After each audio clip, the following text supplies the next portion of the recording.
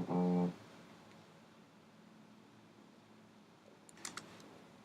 everybody, here is the final, hopefully, online lecture of the year. So this is part 2 of Modern Era Foreign Policy. I'm going to cover the 90s, 2000s, and up to today. Got the presidents again, and I'm going to zip through, actually I'm going to go through this one. So the issues, as usual, are the lingering effects of Vietnam, and when do we get involved. The Cold War will finally end. And then after the Cold War, what had been hoped for was a more peaceful time, and instead we get a new kind of uncertainty and instability.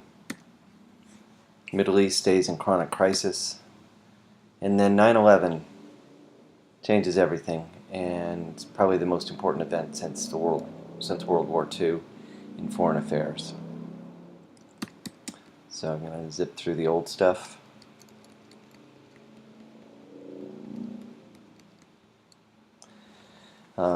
So the 90s are really two presidents. First, the older President George H.W. Bush is president from 1989 to 1993.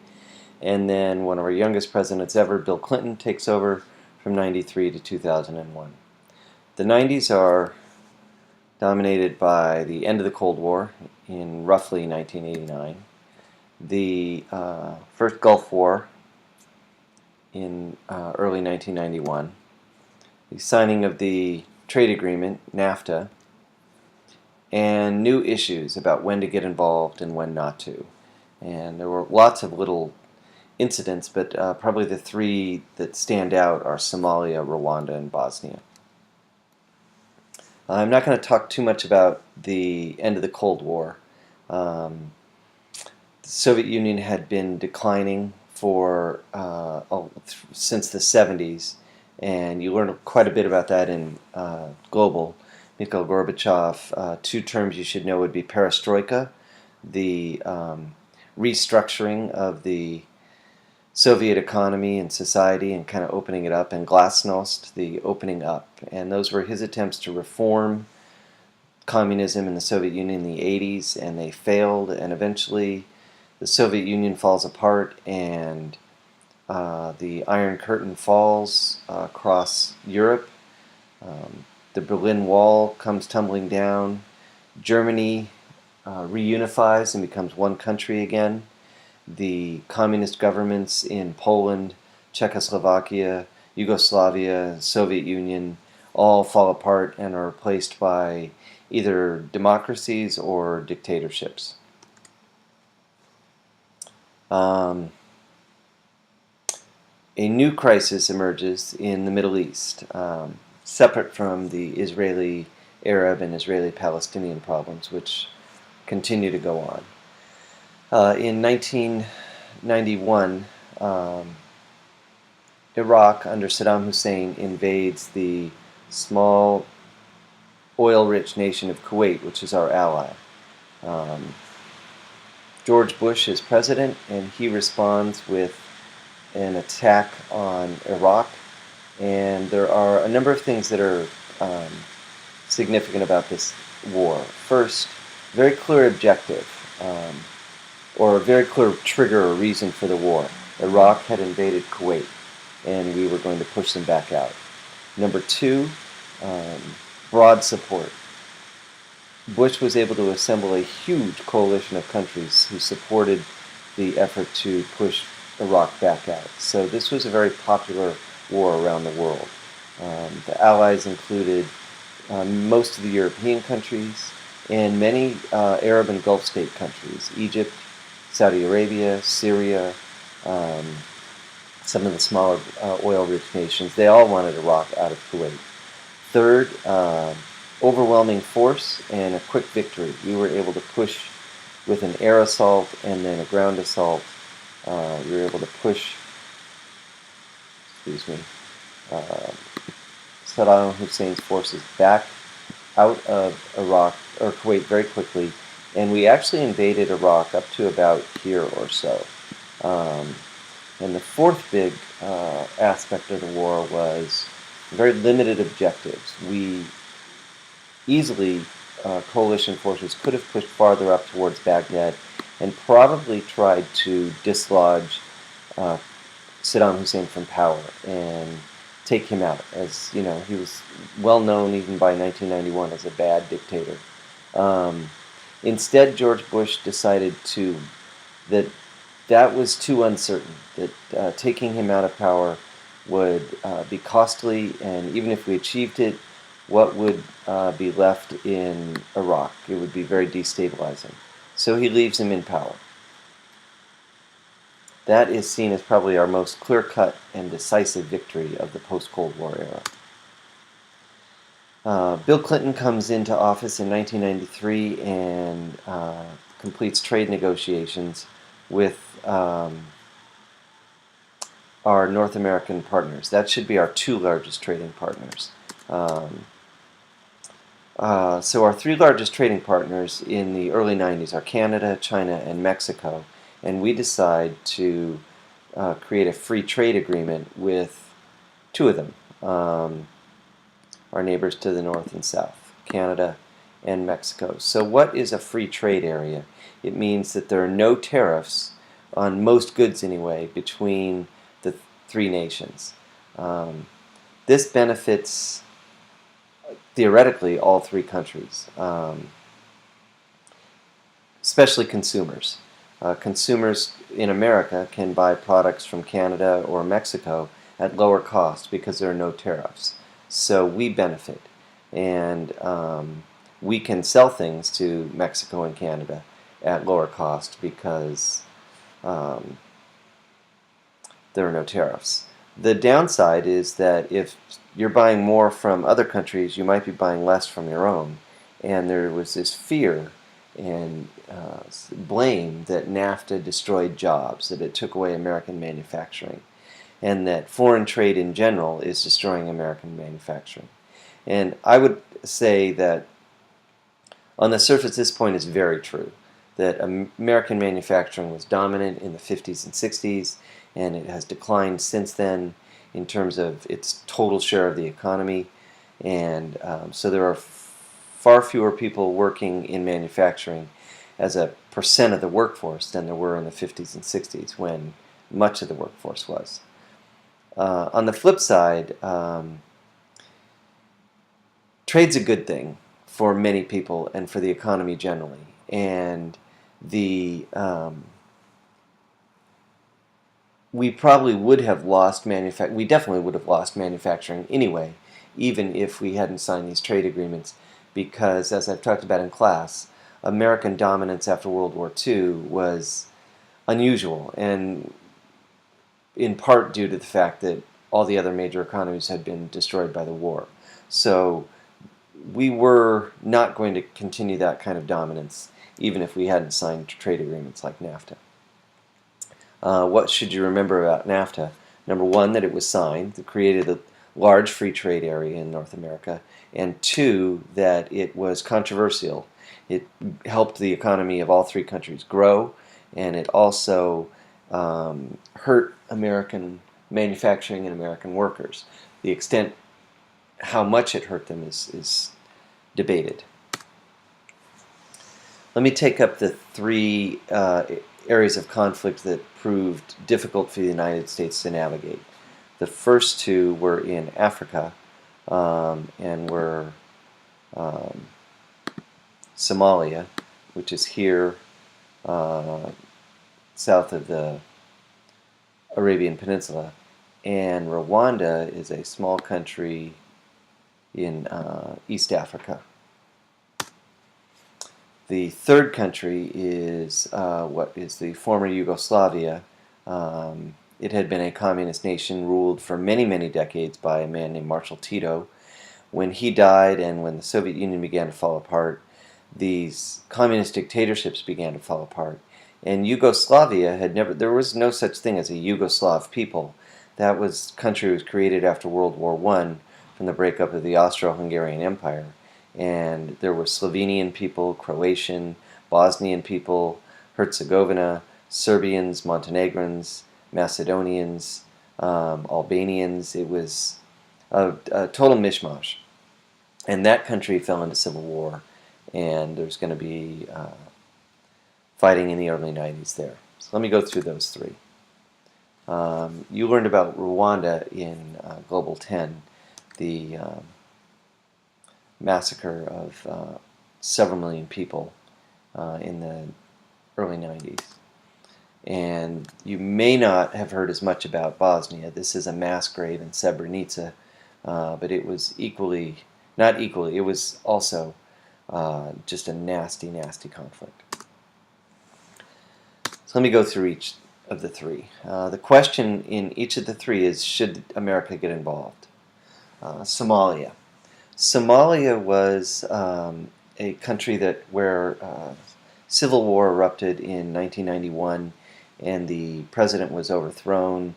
And over the course of several months and then 2 years, the war just kind of fell apart and degenerated into various clans and factions and warlords fighting each other, to the point where they were just destroying the country, and much of the farmland was destroyed, and people began to starve.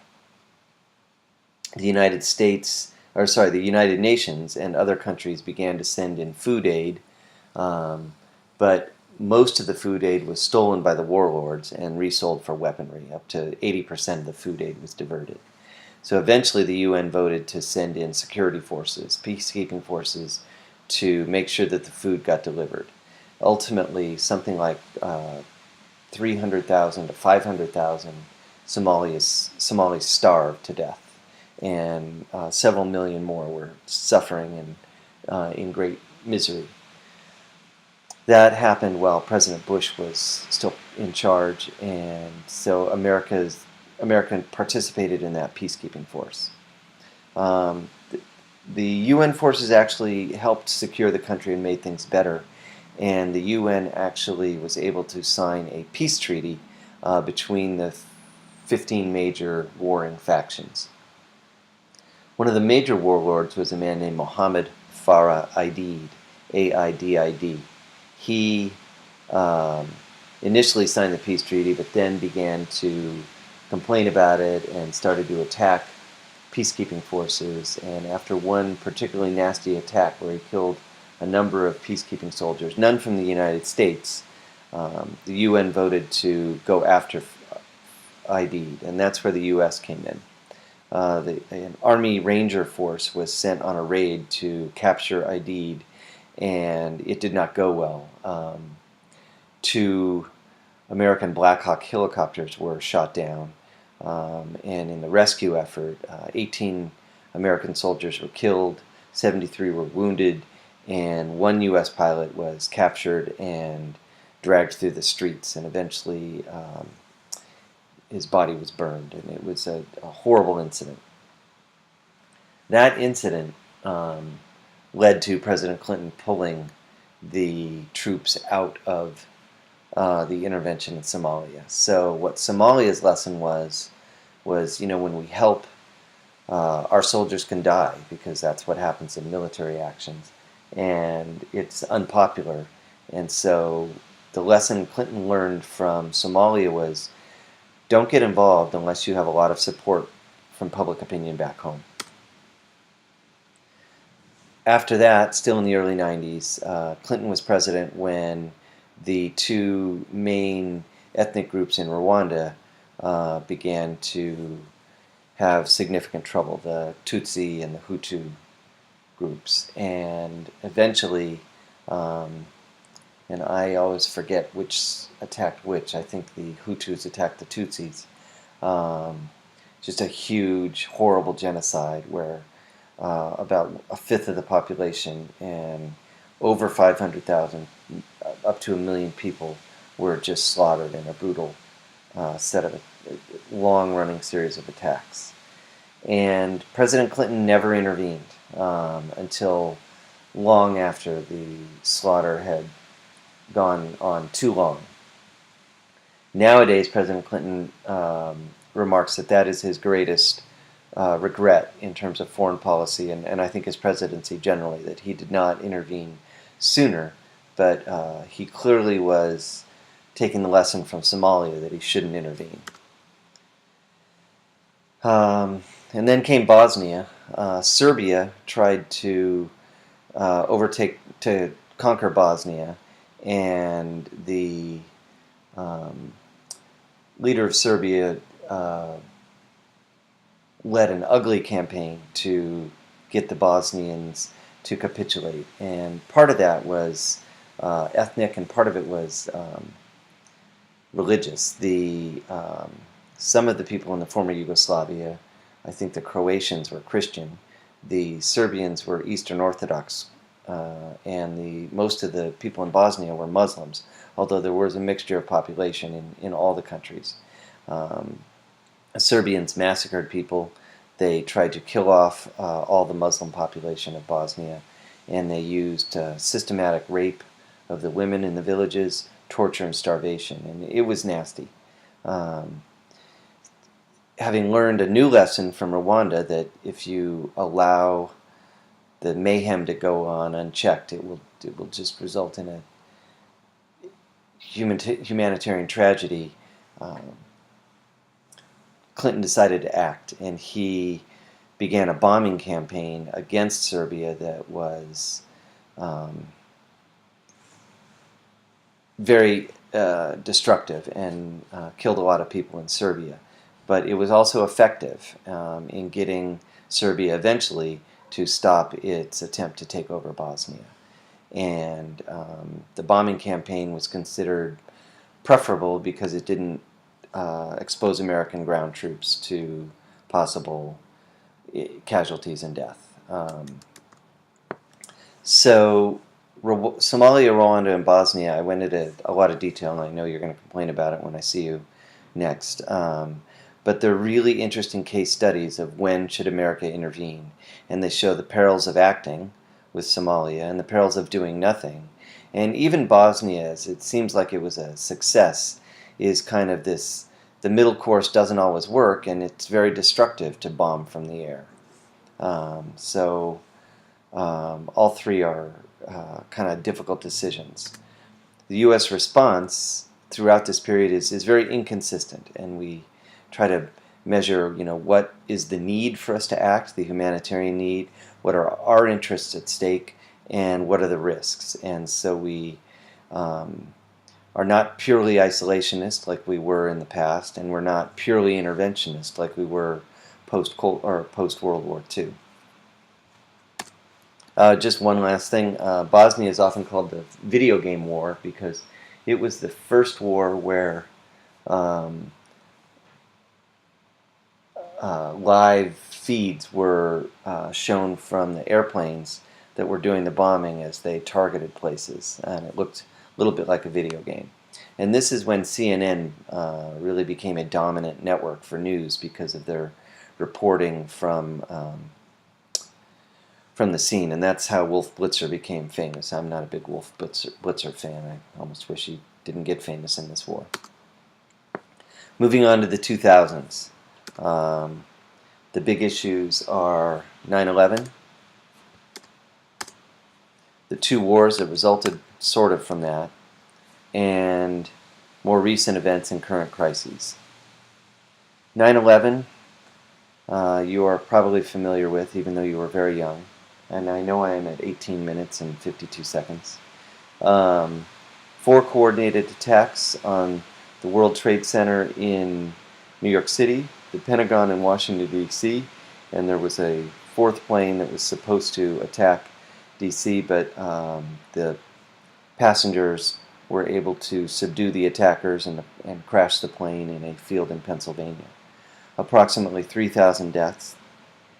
America has always felt somewhat secure from the mayhem of the foreign world because we have the Atlantic Ocean and the Pacific Ocean to insulate us as a buffer. And so, other than the Revolutionary War, when the British attacked us in the War of 1812, our own attacks on ourselves in the Civil War, and Pearl Harbor, we have really never been attacked. And Pearl Harbor was 70 years ago. So 9/11 was just a huge shattering blow and had a large effect on the country.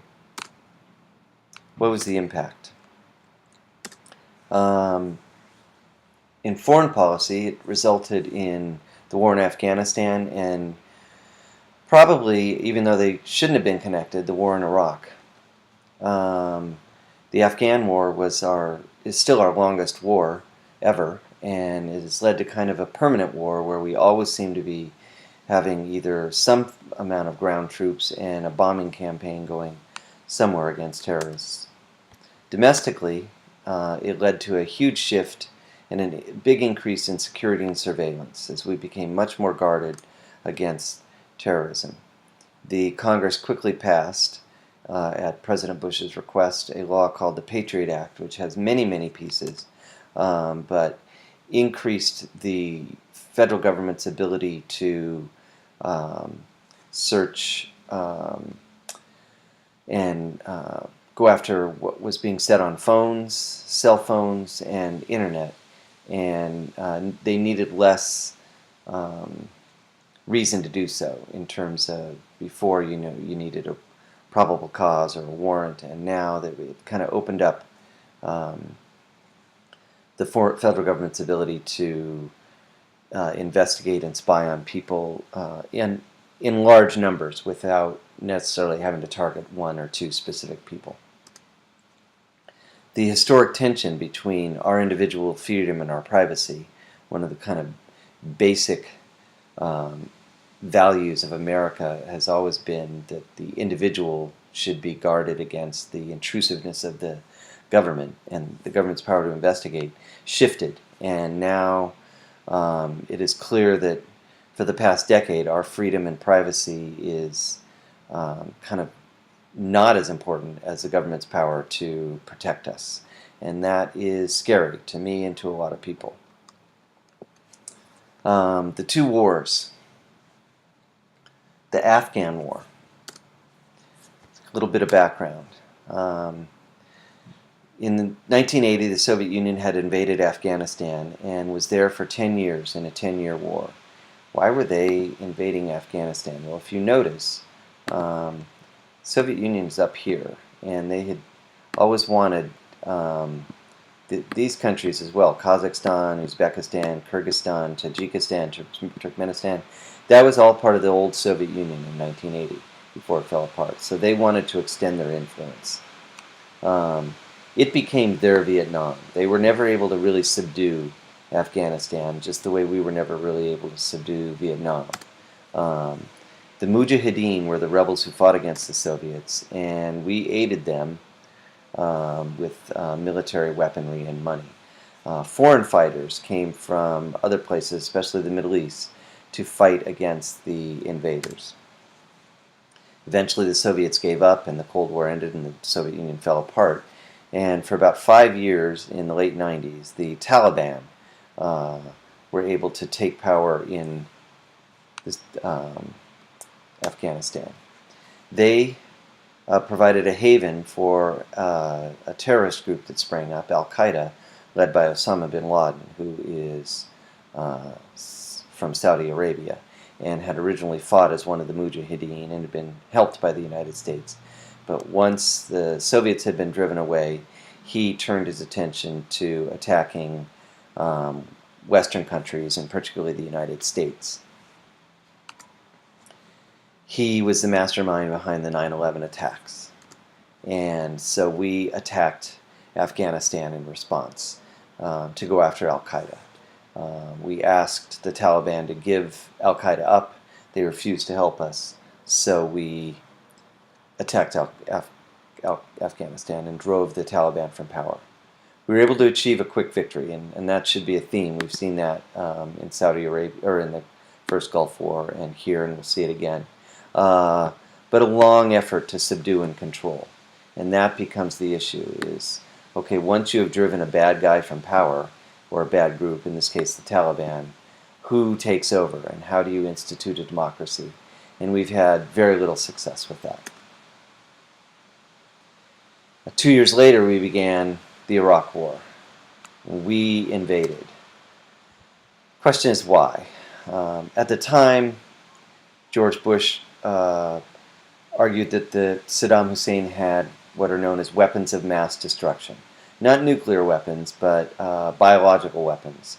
he definitely had, and chemical weapons. He had definitely been producing biological and chemical weapons in the past, and in fact used them on his own people. In the north of Iraq are a group of people called the Kurds, and he had gassed up to 20,000 Kurds in the past when they had tried to fight against him. So we know he's capable of that, and we know he was a bad guy. But ever since the Gulf War, we had kind of kept tabs on him and had inspections of his facilities. Now could have tried to cheat, and he very very well might have, but it turned out after we started the war that he wasn't cheating, and there were no WMDs. So that reason for the war was very suspect, and a lot of people at the time said, it's not clear that, like, why we should start a preemptive war. We haven't been attacked. He hasn't used them in a long time. It was kind of a bad excuse to start the war.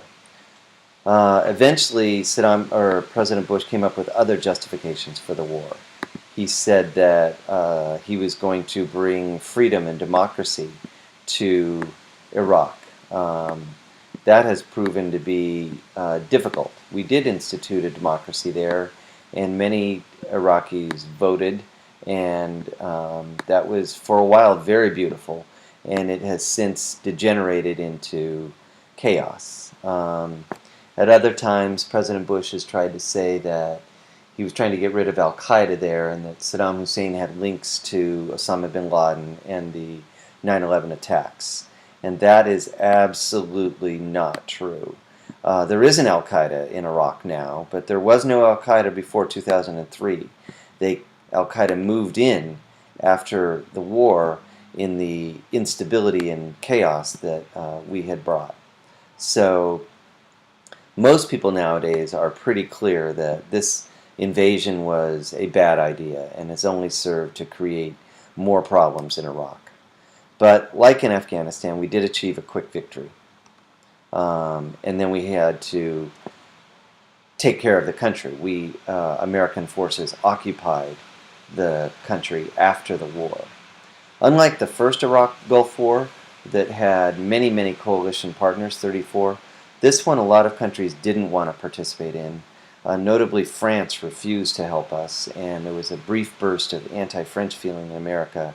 We stopped calling French fries freedom fries, or French fries, we called them freedom fries, and that feeling has mostly subsided as it turns out that the war probably wasn't such a good idea. There's a famous photograph.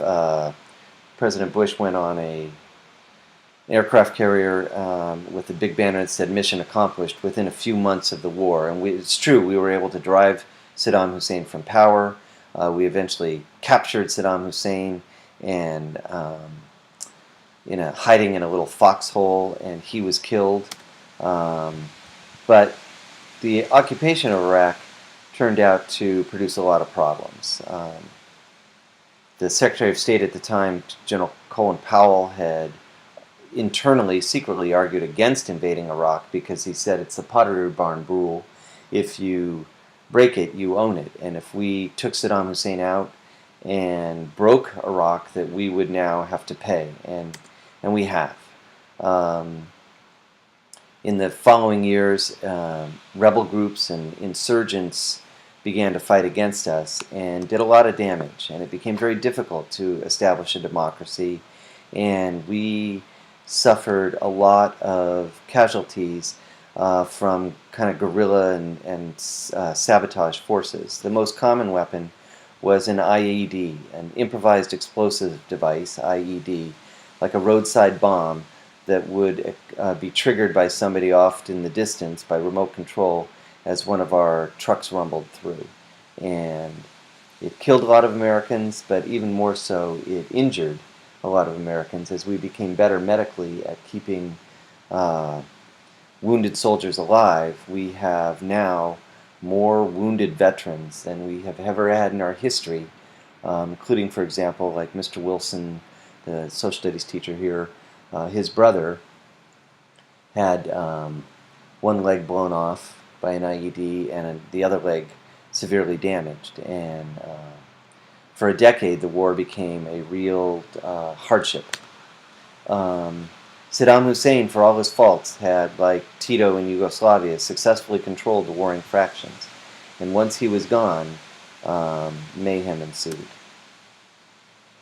We still have not really subsided it. I realize I'm at 30 minutes. I apologize. Um, where are we now? We have recent events and current crises. We have our two kind of most dangerous rivals would be Russia and China now, and they are growing more and more belligerent. Russia has annexed the Crimea in Ukraine and is challenging Ukraine. China is growing more aggressive in its neighboring countries. 5 years ago, there was, I mentioned it in some of the classes, a number of revolutions in Arab countries, starting in Tunisia, spreading to Egypt and Libya, Morocco, Yemen, Syria. It's called the Arab Spring, when dictatorships were overthrown and it briefly appeared like democracies would be instituted. And that did happen in Tunisia, but it has been more of a struggle in the other countries. Eventually, it has led to just more instability in Libya and, worst of all, in Syria. That's a horrible photo, very moving and powerful. The Syrian civil war and the rise of ISIS. The groups began to protest against the president, Bashar al-Assad, who is the son of a dictator and is a dictator himself, in 2011. It degenerated into a vicious civil war that has displaced millions of Syrians and killed many. There are at least 3 sides fighting now, many refugees. Out of this, the Islamic State in Syria, ISIS, has risen up and is currently battling against rebel groups and the Syrian government. Assad is still somehow in power. Russia backs Assad. We back some of the rebel groups, but not all of them, and nobody really likes ISIS. And it has been right now that is probably the biggest crisis in the world, and it has been difficult to solve. President Obama has been very reluctant to get involved, although he has agreed to fly a number of bombing missions. And the lessons of World War II, Vietnam, Somalia, Rwanda, and Bosnia are all kind of weighing on, and the Iraq War, what should we do? So where do we stand? We have U.S. foreign policy since World War II, Cold War leadership and intervention, some very good things we did, some bad. Vietnam and eventually the victory in the Cold War. Post-Cold War, all the instability, the uncertainty, and the rise of terrorism as the biggest threat in the world. Increasing challenges to our post-war dominance. And now we move into the next era with a lot of uncertainty and choices. And the thing I want to point out is it seems like things are very uncertain right now. And what I've learned as an older man is that's always the way it is. I've never lived in a time when things seem certain. And when they do seem certain, like at the end of the Cold War, turn out to be wrong. I think our major choices are, do we turn back to isolation? And there are things that Donald Trump has said which have said there might be a renewal of the desire for isolation. Multilateralism. Do we begin to work in partners as more like equal partners with Europe and Japan and Australia and other countries to kind of work together to solve these problems?